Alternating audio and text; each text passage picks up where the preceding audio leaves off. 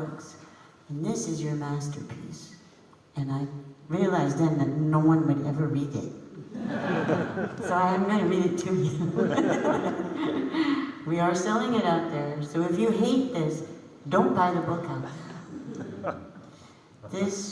In this part of the book, which is a memoir, I'm on my honeymoon making a documentary on ostrich ranching in Texas, as one does.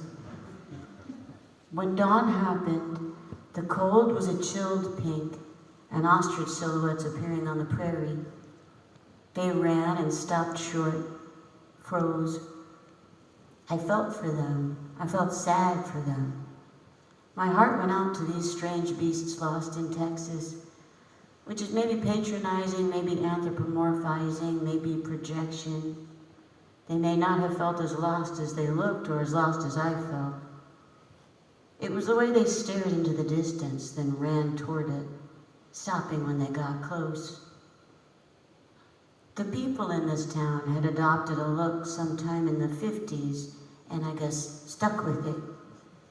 Mostly just Elvis.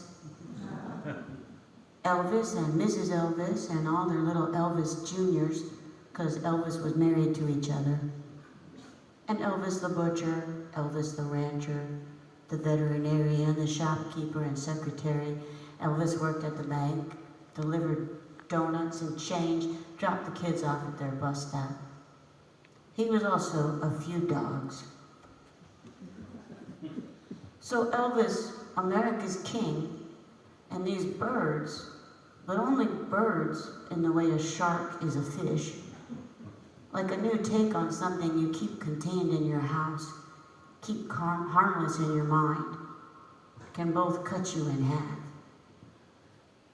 As our cameras gazed at him, the lights illuminating his bumpy features, a rancher told us that ostriches were big chickens. And I'm sorry, I try to be respectful, but this dude who was dumb enough to think ostriches were chickens told us they were dumb because they were big chickens. Shaking his head, he rolled his eyes at the unimaginable idiocy of not being human. English isn't even their second language. These dummies don't talk at all. Thinking he was better than other creatures, the American joke. I found this terrifying and heartbreaking.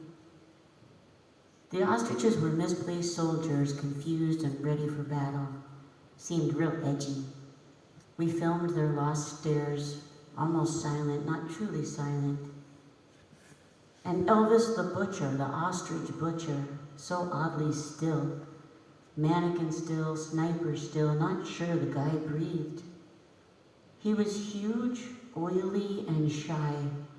I liked him. He told me that the ostrich bodies are like ours, so he felt like he was butchering himself, and that his knives must be sharp in order to do this well. His belt buckle was bigger than my face. Sometimes I just sit in my truck watching them, he said. Put the radio on and watch their feathers blow in the wind. They move real pretty. And he was the one who killed them and chopped them up. I tried watching them, Elvis the butcher style, watching feathers blow in that green wind. The dude was onto something. Death was fully present for him, and he so admired life. His equation was weighted in both directions, mastering stillness to absorb movement. He couldn't help it. Guilelessly childlike to live in the sphere of your senses. Knives present, no weaponry.